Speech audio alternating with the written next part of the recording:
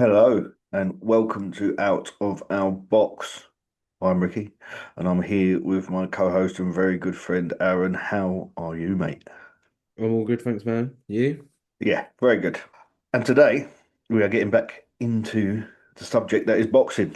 We are both big boxing fans and we do like putting different things out here on this podcast.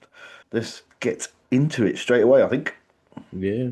Yeah, man. So the first subject we're going to speak about is the upcoming fight of Daniel Dubois and Fabio Wardley on May the 9th at the Co-op Live in Manchester, where WBO champion Fabio Wardley will defend his title against former IBF champion Daniel Dubois. Yeah, man, it's a good fight. Yeah, it's probably, I would say, probably the best British fight you can make at the minute, other than Joshua versus Fury. I think Dubois and Wardley, Dubois 28, Wardley's 31. Good ages, like, essentially, for heavyweights, especially. Yep. Both got pretty good records. Dubois is obviously the more battle tested with 22 wins, 3 losses. But they all come against great opposition, really, right? He didn't lose to any bums. Yeah, And definitely not. then Wardley being undefeated, it's set up quite perfectly, really. It is set up quite perfectly, and I think the opponents that Daniel Dubois had in his, well, I wouldn't say short career, but his career up until now. I mean, heavyweights sometimes don't get in their prime until like, mid 30s. I mean, or early Yeah, 30s at least. Early 30s, at least. Probably around what Wardley is now, to be honest. yeah, I would say 31 is when people, I think in a lot of combat sports, that's when you've learned everything you need to learn, and then you're at your athletic peak of being able to put it all together. You've been there, seen it all, sort of thing, and then you tend to see people have their best sort of performances from sort of 30 to around 34, 35. Yeah, you do. It's true. And these two have had good fights in the past, especially in the last three. Yeah, Wardley's last three fights, going from third until his latest, was the second Frazier Clark fight, which the first yeah, fight was a bit of a war. The second fight was just a total domination in Riyadh. Broke his yeah, face. yeah. I didn't expect it to go like that in the second fight, to be honest. I thought it would be closer. I do, and I don't think Fraser Clark's ever been the same since. No. He hasn't. And then after that, he took on Justice Hooney. That was a fight of 10 rounds of Hooney winning the fight, to be honest. Just Yeah. boxing Wardley and just up on every round and every scorecard in every round. And all of a sudden, Wardley brings out that equalizer that is Yeah. just a hand and bang, get night over. Yeah. That was the fight when I first started to question Wardley, really, because before that, the level of his competition wasn't really great, was it? It was like No. essentially sort of mid-level fighters, and then seeing him sort of get kind of dominated in the fight, I was like, oh, is this the end? This his ceiling sort of Yeah. thing? But being you gotta be in there to win it, he stayed in there, You and he have. landed the punch. And I think what puts him apart from fighters as well that you question his ability is because he's not had an amateur career. Yeah, and I think he's got this unwavering belief in himself that you don't see tons of people have. He just sort of feels like he's destined to win every time. Yeah, mate, and he seems to go in every fight. I wouldn't say that he was not the underdog, but if he lost, he's not expected to win every No, fight. But now I think he's getting a bit more expectation. But when that happens, the pressure on you, whether I think he can handle it. I think he yeah, would handle it perfectly, to be honest. yeah. I think in his next fight, obviously beating Parker is Yeah. a huge step up. People were almost anointing Parker as the next big thing after Joshua and Fury, weren't they? And then I would say that people saw it as a banana skin for Wardley, like to go in there and win. Yeah. So, yeah, getting into that, that was his last fight. Joseph Parker, or, as I've heard some people call him Joe Sniff Parker now. Naughty boy. But yes, yeah, but that fight, as you said, Woodley wasn't. Oh well, I had Parker to win. I think everyone I Yeah, knew had I think Parker to win. everyone did. Yeah, yeah, yeah. But yeah, he come out, and I don't know. Maybe Parker come out expecting to win. Does that Yeah, make sense? Yeah, I think I wonder he if he took him lightly. possibly. Now, I don't think no one's going to take Wardley lightly ever again. No. And then Dubois would be should know better by now to do something like that. But you never know, I guess. You never know. And yeah, going through Daniel Dubois' last three opponents from third to most recent, Hrgovic, who he beat. Yeah, Good fight. good win, yeah. Yeah, very good win. It was good. Hrgovic has always been that one of them fighters that's quite just quite there, but never He's, hit the heights of really world level. I don't think. no, he's just sort of just above European, really, and he just like sits on the cusp of top tens and like Yeah, I think he's out highly ranked in some of the governing bodies, but yeah, I've never seen him as a world class fighter, but he's still a good fighter. Got a great chin. yeah, yeah, He has got a good chin. I don't think he's ever been down. If that's if I remember rightly, I might be wrong, but yeah. I can't remember it off the top of my head. yeah. And then after that, it was obviously that night in Wembley against Anthony Joshua. Yeah, Well, some people did call it because I see, but I didn't. Um, I didn't either. there's lots of things I didn't call. So if anyone wants to take any boxing tips, and Yeah, yeah, if I say someone's going to win, they'll probably lose. yeah. So yeah, I'm Don't not be gonna, gambling on our opinions. do not do that. No, never. Yes, but that night in yeah, against Anthony Joshua, that was it was well, it was a good fight because Anthony Joshua did tag him.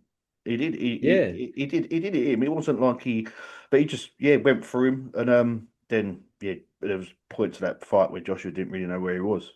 no. And then with Dubois early in his career, like I always thought that it felt like I don't know, it wasn't the most battle tested, and it felt like not a quitter, but sometimes you felt like he could have got back up again if he really wanted to, but it was the desire really there, and it seemed that fight against Joshua seemed to put that to bed, especially for me. So Well, that is a good subject because going on to his last fight against Usyk, which was his second fight against Usyk. Obviously, you had the first fight where obviously the low blow and the yeah, controversy from the low blow. Yes, it was as I said controversial. It's like every time I watch that the low blow, it's what one you see at one angle and you say yes, and you see another angle and you say no, yeah, it wasn't. It was, but nevertheless, if they say it wasn't, you've got to go on and yeah. You can't let you've got him to finish that. And throw after you. that, soon as Usyk come around and got up, you could see that fight was lost from Yeah, Dubois because his mindset, it looked like he just give up. He did, and then he took yeah, the knee. That was the second time he's threw in the towel. So to me, I don't like to say quit because yeah, it's not a nice thing. Because first was I can't remember the yeah. fighter's I name know now. It's exactly gone. what you're talking about. It's gone out my head. How can it go out my head? Bloody fought Zhang twice, and Zhang punched his face, and he leads in with his face. Uh, Yeah. if people were listening, they'd be screaming the name. I can see his face. I know who it is. But anyway, yes, I know the bar's eye Yeah. socket was quite. Yeah, it was shattered, wasn't it? Yeah, it was quite bad that day, so you can't. But the second fight, no, the first fight, sorry, against Usyk, he did take the knee, and then the second fight, Usyk come out all guns blazing, and I think the bar could have got up. I'm being Yeah. honest, he could have got up. You see him, he went down, then sort of got halfway up, like not even halfway up, quarter way up, waited to the ref to count to 10, and then walked off. It was against Joe Joyce. Joe Joyce, that's the one. Yeah. Joe Joyce. How can I forget? I could see his face in my head. I know, The I was doing name the was same thing. yeah. The The thing I was thinking about was when Joe Joyce was doing presenting on BT Sports and how bad it was, and I was like, what was his name? yeah. I like Joe Joyce though. He's good, but he always brings it to a fight. If you know what I mean. He always he's always entertaining because he does, as I said, he leads with his face. But, yes, yeah. As I said, I think he could have got up from that last Usyk fight. I know it's very hard because Usyk is Yeah, another animal, different beast, yeah, he's a and generational boxer. yeah, there's no even though John Fury said the other day that he's not in the Hall of Fame, or Alexander Usyk. He said Is not he? he's Is he not in the not? boxing. He's not. He's yeah. He said he has no part in the boxing Hall of Fame. So seriously, man, what about? That's a claim, isn't Yeah, no. it? I'll I be think very surprised if he doesn't get in there in the first time. I think he's the only one that thinks that. Thinks that. Yeah. Yeah. Yeah, so the last three fights are good. I see another thing, and I can't remember who it was as well, who said that Dubois is he keep even though he loses, he keeps on getting these big fights. Yeah, he does. It does seem to. Yeah, so it's like it is.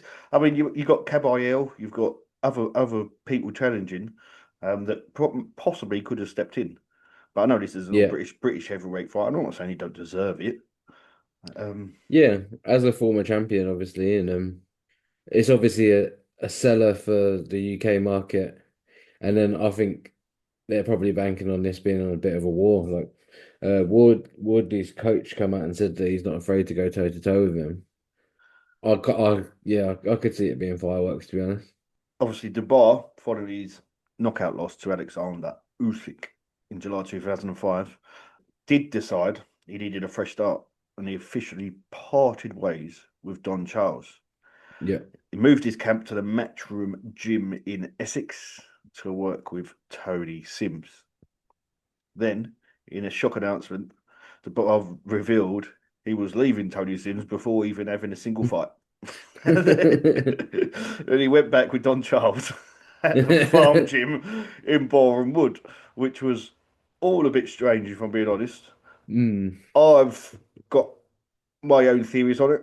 I think that Jabbar's got a very close relationship with his dad, and there has been whispers from other people that a lot of the time his dad can be too involved, right? yeah, And that you see it in some fights. You see, like Don Charles would be there, and he'd be saying, but his dad would be shouting, and he'd be listening to his dad, not his trainer. yeah. And it's That's been a thing since very early on as well, it isn't it? has. I mean, that's he brought him up to fight, but Yeah, yes, it's So I've got a theory that he went left on Charles after the Usyk defeat to get a fresh start. Went to Tony Sims, and I think possibly his dad was too involved. And someone like Tony Sims, who's he isn't going to stand for yeah, it. he won't. He's a great trainer, and yeah, I don't think he's going to stand for anything like. I think if he has a fighter, it's his fighter. He's got to listen to him. Yeah, He's got to train him, and no outside influence.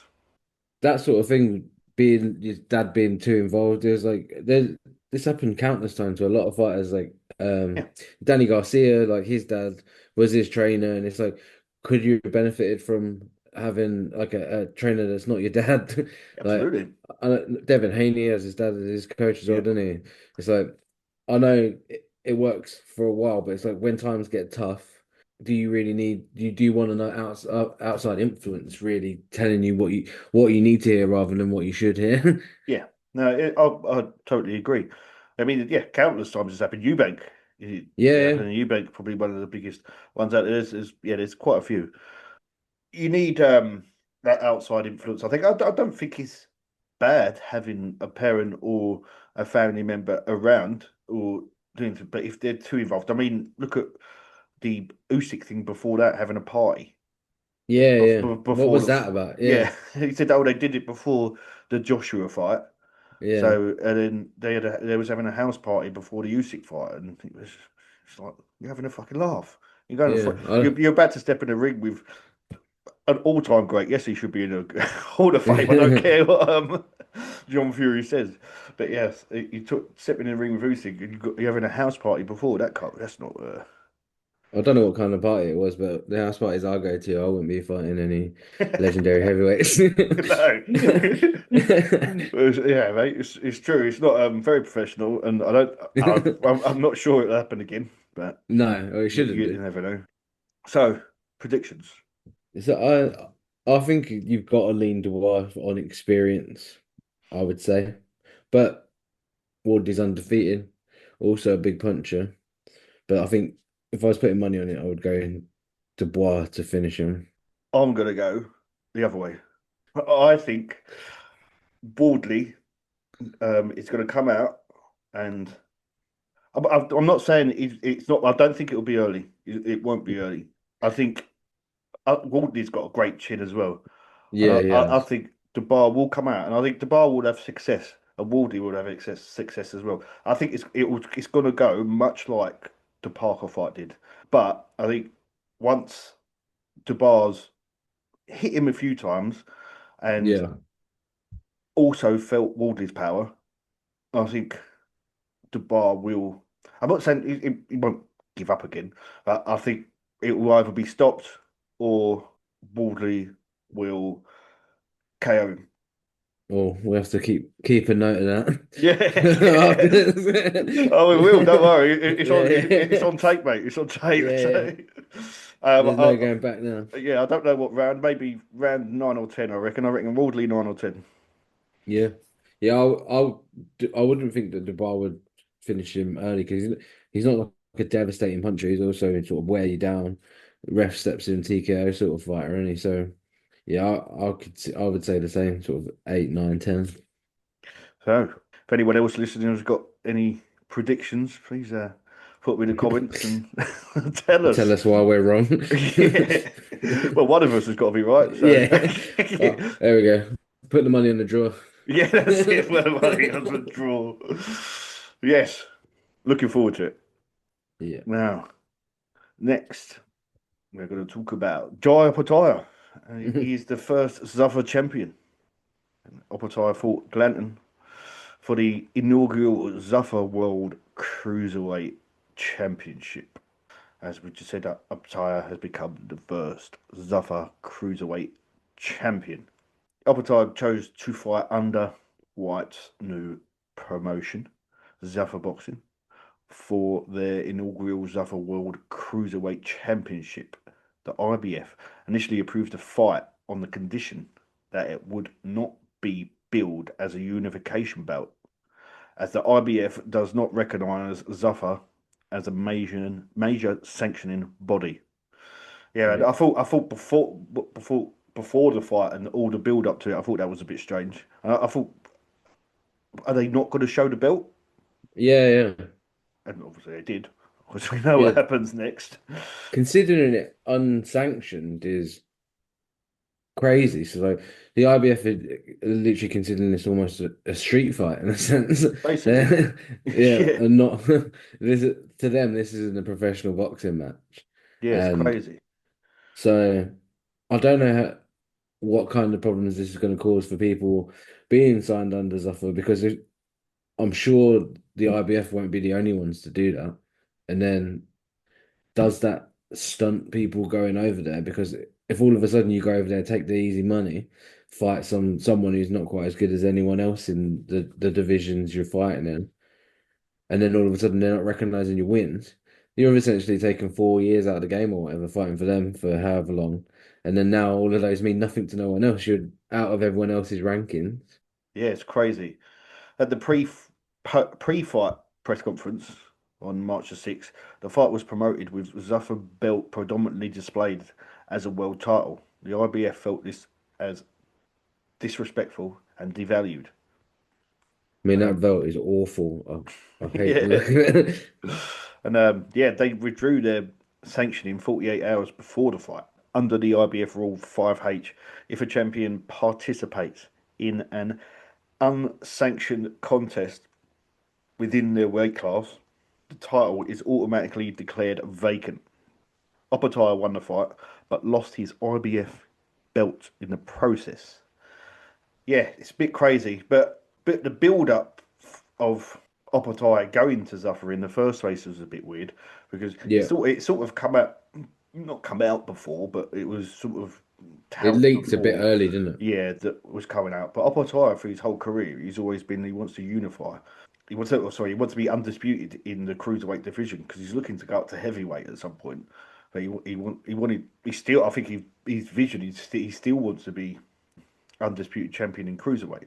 But to me it didn't really make a lot of sense for him to go over there, apart from money, obviously, because Yeah, apparently he got over £1 million for this fight against Gordon. He wants to be undisputed in cruiserweight. He said that for years, and Dana White kept on saying that he's not going to recognise the sanctioning bodies. yeah, Even though I think he will, I think he will change his mind, and he might be changing his mind a bit now. But if you want to be undisputed champion, right now the last place to go is Zuffa. yeah, 100%. Just like what I said, if they're not recognizing these fights as professional fights, you're kind of fucked. You are. And I would say that that's probably we know money talks in fight sports. I don't know if that's Opetaia's biggest purse that he's ever got. I'm assuming it would be for him to make the I think it is, yeah. switch. Yeah. Yeah, I think it is. So you can kind of see why he did it, but could it really mess him up in the long run? Because I think he's good. He's probably good enough to win I most of think the belts at cruiserweight. I think he's probably the best cruiserweight in the world. Yeah. I think he is. Who else there is going to? I mean, no, but it got to the point. I think Eddie Earn done him um, a bit of a disvalue as well because he wasn't getting him them big fights. He was. No. I know lots of people. I mean, the all the other champions in the cruiserweight was ducking him, and Yeah. they would all fight their mandatories, and they wouldn't fight him. And then I think Chris Smith said was touted to fight him, and then they were going to pay £1 million, and Operatai said Bill and Smith could have the whole million, and Yeah. it still didn't come to Yeah. fruition.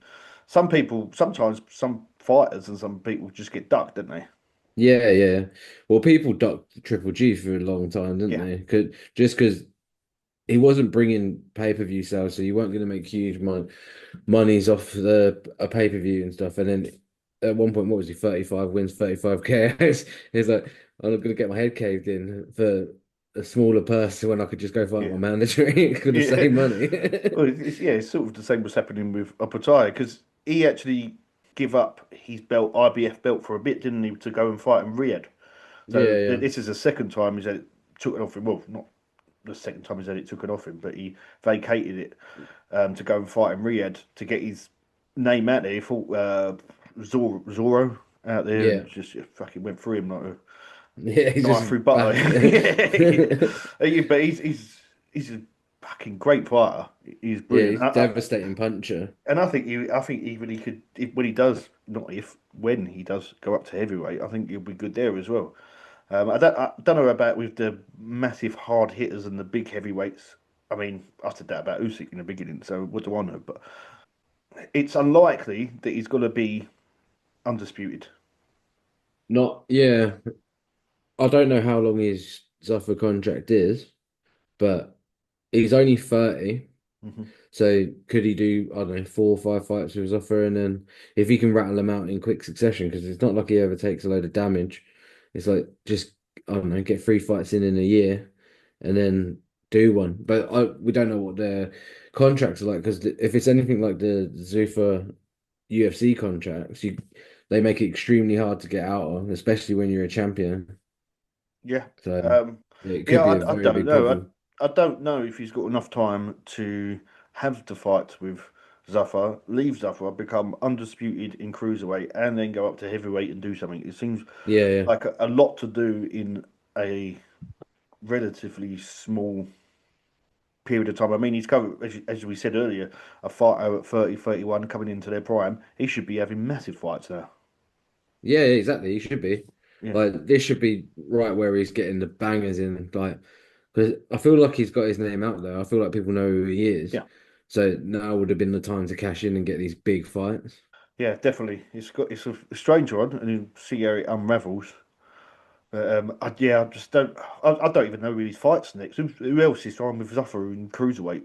I No mean, one. it's nobody. There's nobody. I I mean, he could mean, fight outside it, I suppose, make bouts outside it. But yeah, because Prograis is not signed by Zuffa, is he? So they're willing yeah, to sign people that aren't fight their fighters fight people that aren't there. But I think Ben's only on a 1 fight contract as well. So I don't really know because it's such early stages with Zuffa boxing. Like it could really go either way. I could see it falling flat on its ass just for the lack of the lack of fights. Yes, it's true. Talking about Benn and Prograis, we shall that shall lead us into our next segment, which is Conor Benn versus Regis Prograis on April the 12th, as Benn is now a Zuffa fighter.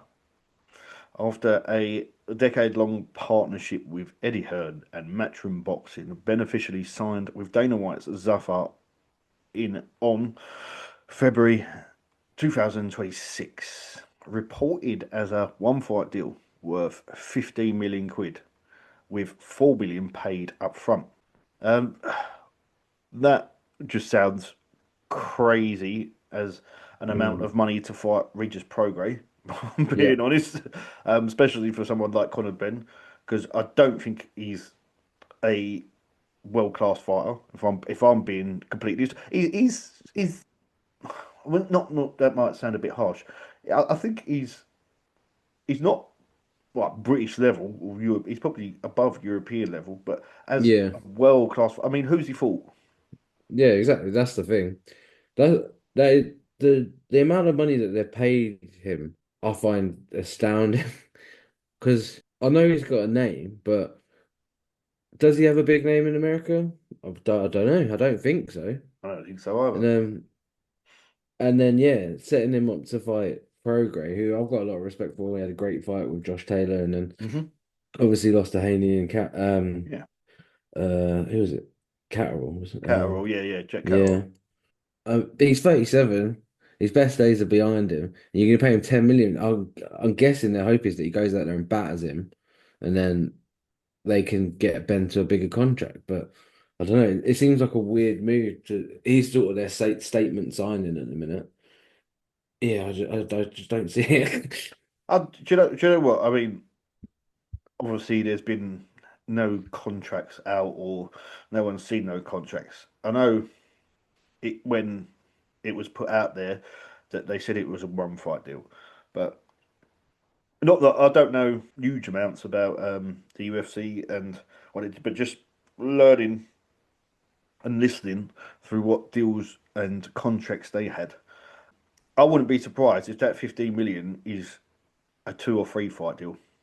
Yeah, I mean that would make much more sense because the deal coming out upset quite a few UFC fighters, Of course it will. namely like Sean O'Malley, not getting paid anywhere near that. He was considered a big star by Zuffa at one point, and then he's like, "Well, what kind of Ben's not done fuck all?" And then he's out there making much more money than I am.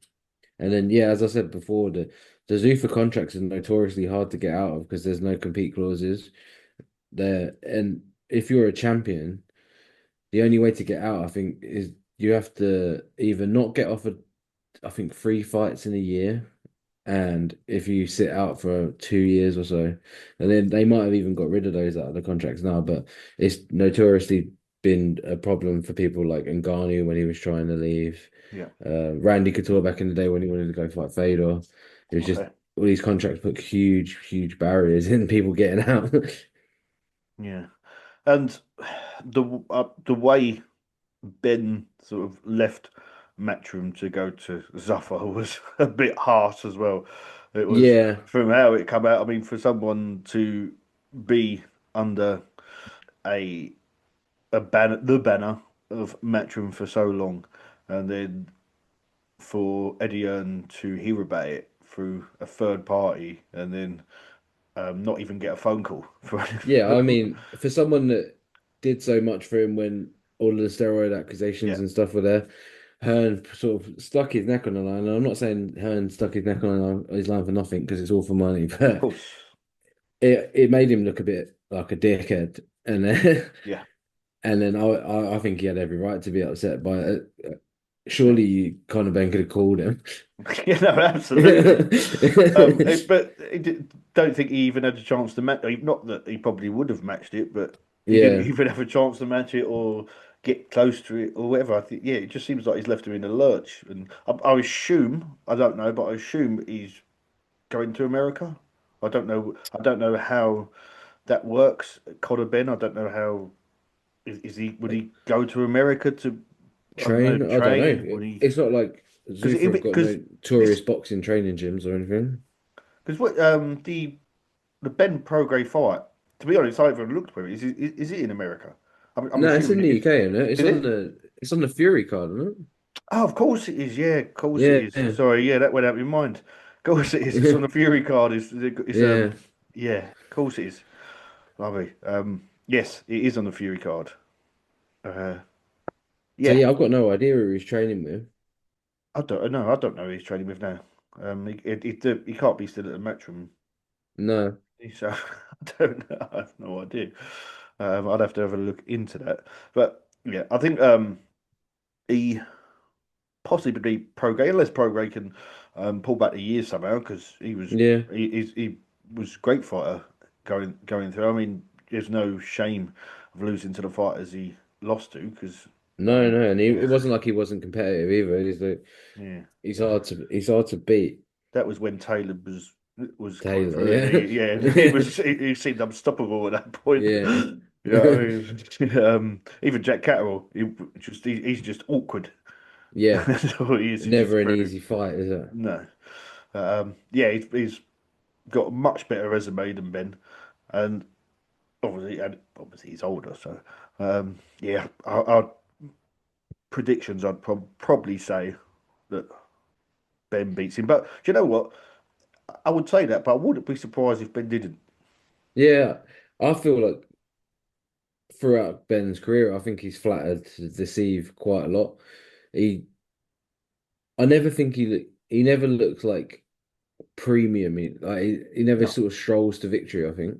no, yeah, because I don't think he hasn't been in front of a top quality opponent, a proper Yeah. world class fighter. He hasn't, and you can't. People say, "Oh, he's fought Eubank," and but that second fight, Eubank looked like Yeah. uh, like Half a fighter, he'd didn't been he? done. And Yeah. the first fight was good, but you're still fighting a Eubank at 160 pounds and Yeah. with a rehydration clause. I mean, it's still all and Off of a this long layoff and then yeah, this fight's a catch weight, isn't it? 150 pound. yeah. Yeah, which is probably a struggle for Ben to get back down to now, I should imagine. Yeah.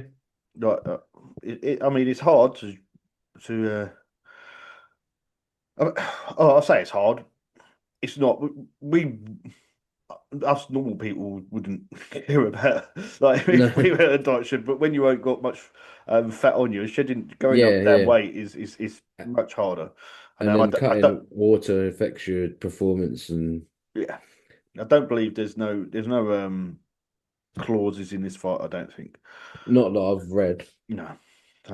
But yeah, but my prediction, even though I said he's not a well-class fighter, but it's the person he's got in front of him. As much as I respect Regis Prograis, Yeah. I he feel has like they've stacked the deck in Ben's favor as much as they can for this.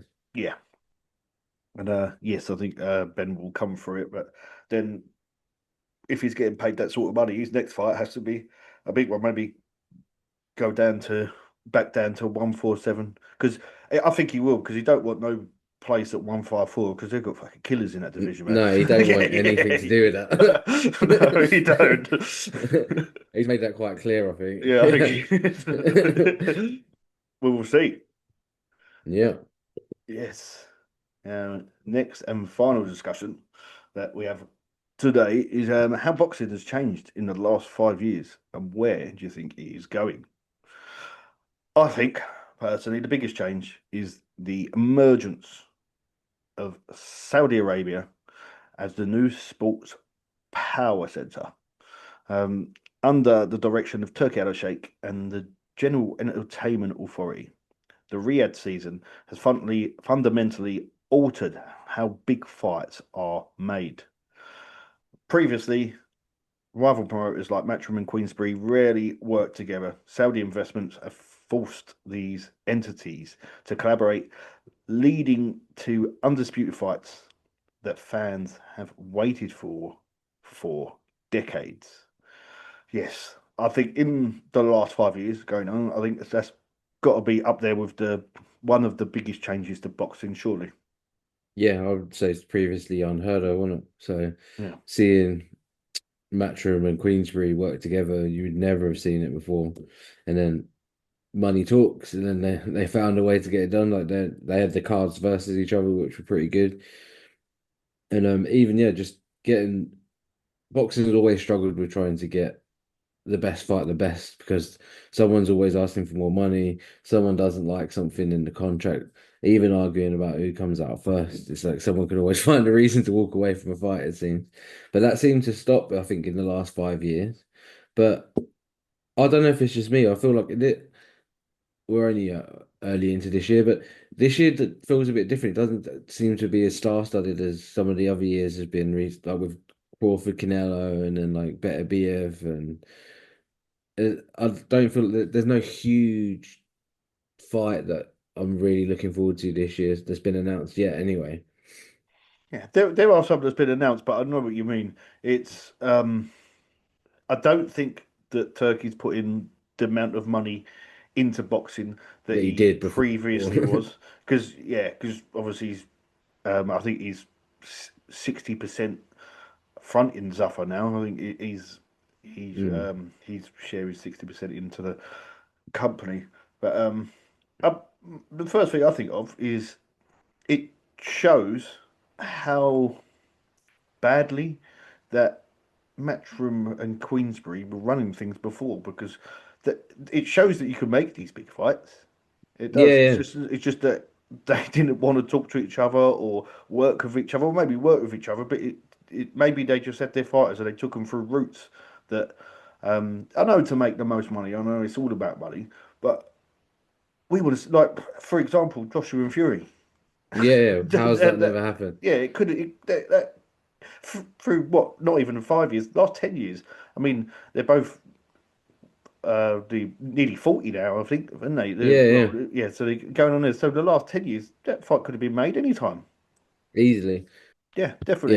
Yeah, And yeah, I think Turkey Al Sheikh's way into boxing was to chuck loads of money at it, get the other promoters on side, yeah, work together. So obviously the fighters would be um, good to fight.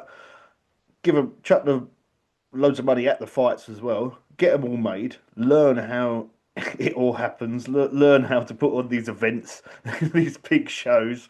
Get an idea. Get friendly with other, I don't know, TV deals. TV. yeah, Get the knowledge of boxing, yeah. and then you sort of see what was happening there. He's sort of gone on his own, and he's starting to make. I mean, he hasn't made any huge fights yet this year. I don't think. I don't think there's a lot of them under Riyadh now, is there? This year, I don't. No, Because Wardley and Jabbar, that's just a Queensbury fight, I think. UK. Yeah, yeah, Yeah, that's a Queensbury fight. You got uh Itoma and that's the Magnificent Seven. That's yeah. yeah, that's the Queensbury fight. You got Wilder and Chisora. I think that's a Misfits promotion, Misfits Pro promotion that is now. Is it? Yeah, yeah, so it's Bloody Misfits hell. Pro promotion at the O2. Yeah, but again with this Turkey Arrow Shake thing, under Zuffa, it's going to be more in America. So there's probably I don't know Mexican fighters but as American fighters, though, there's not a huge amount, is there? Not quite. Not there's not as many high level big names as there once was. Yeah, say 5 years ago. Yeah, I mean, if you go for the weights down, the heavyweights, Yeah, you could name American heavyweights on one hand, could you? Couldn't you? yeah. And none of them are very good. No. You know, none of them are very good. Yes, And but then America, like boxing does well in America when there's an American heavyweight champion. yeah, It always has done. yeah. Um, but yes, I think that's one of the biggest, if not the biggest, change in the last 5 years. Yeah, Definitely. definitely. Going forward, what boxing would look like, I, if this Zuffa thing does stick to his guns and only have the Zuffa belt, I don't think it will last long. Yeah, I don't either. I just think it's unsustainable for the reasons that we said earlier about locking down fighters to contracts, and then it it leaves them no other option when they leave. Like you can't just jump back into all of the other sanctioning bodies because they don't give a fuck about it. So Yeah, yeah, and boxing has been going what 200 years now, I'd say. yeah, So, yeah, I know that all the governing bodies hasn't been out that long. I mean, the most recent one is the IBF, I think, and that was yeah, made probably in the 80s, when it early 80s or whatever it was made. yeah, But still, it's got much more history than Zafra has, and I think these fighters they want to win the they want to unify four belts. They and yeah. It's they because do. what all their heroes did before them. It's That's like, it. Yeah, they do, and I don't think a promoter can come into boxing and not work or not be part of the governing bodies. I fully understand some fighters and all that that say, "Why the fuck am I giving 3-5% to the governing bodies?" I get that because yeah, they do sod all. It's just to have their belt. You know what I yeah, mean? I yeah, get that argument as well. Trust me, I think Crawford's a good example of winning the belt, so they're just yeah. letting them all go and say, "I'm not paying you nothing," which is great. It's great because look, and the people that own the governing bodies, a lot of them are fucking corrupt anyway. Oh yeah, Yeah. but boxing's always been known as a sort of corrupt sport, isn't it? Yeah. But yes, I mean, look at this thing with Usyk going to fight in Egypt, and Yeah, what the and fuck is that about? the belt's on the line. It's like this guy's had one professional fight in his boxing fight in his life. Yeah, I mean, I'm a big kickboxing fan. Rico Verhoeven is a great kickboxer. Um, but even in kickboxing, he started to slow down. He was only fighting sort of once a year. But yeah, fighting Usyk for fucking belt is absolute insanity. Yeah, and you got other people waiting in the wings. Like I mentioned Caballero earlier. He must be Yeah, thinking, what have I got to do? yeah, I know. There's this guy who's had one boxing fight. He's a kickboxer, Yeah. and he's in front of me. And the thing is, as well, I could understand if Rico was sort of a big household name, but no one fucking knows who he is unless No, you watch kickboxing. yeah, I don't watch kickboxing, and I've never heard of him. Yeah. I've never never heard of the geezer. I mean, Um, I'm pretty sure he was glory heavyweight champion for about 10 years. He was great Dutch kickboxer, but I mean, I'm yeah, not saying he's not great, probably not great at his own sport, but yeah. you But can't this is just boxing. yeah, And it's boxing. And Usyk will go there, and I'm not saying that Usyk can't have a easy one. He to earn so he can go out earn some money easy, but having a belt on the line is ridiculous. yeah, But yeah, I but then agree. I'm sure whatever his name is, Maurizio Salami or whatever the Oh, geezer, Suleiman. yeah, Sullivan who's head of the WBC. Um, will be raking it in. I'm sure he'll get his 5 or 3% or whatever they'll give him at the purse.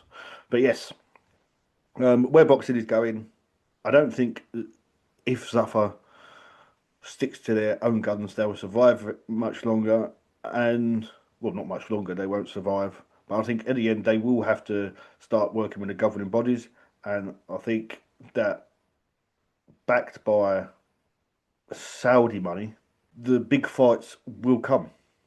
Yeah, I think so. Like they're gonna stick around and they want to still keep because it betters the image of Saudi Arabia by them being involved. And But it then will. I think Yeah, sorry, mate. Good. and yeah, I think there'll always be a sort of player, and especially if the Zuffa thing blows up, then I think they'll go back to doing exactly what they were doing before, making big splashes and trying to get everyone to forget about it. Yeah, I think the Zuffa belt will just become like the Ring magazine. I think it will Yeah, be. yeah, It'll be the Ring magazine belt, with it? yeah, Do you know what I mean? It would just be. Yeah. I think that's yeah. what it'll be. But yeah, we shall see. And well, if Dana White's has anything to do with it, it won't be. But God, he can't keep on throwing £15 million at every boxer for one fight. So. No, no, of course. It's impossible. Who's next? Okay. But yes, um, cool. That concludes this episode of Out of Our Box on one of our favourite subjects that is boxing, and Yeah, I'm sure we'll do it again at some point. Well, we will do it yeah, again no at some doubt. point. Come to it, and yeah. Until next time. Sweet. See you later. See you, mate.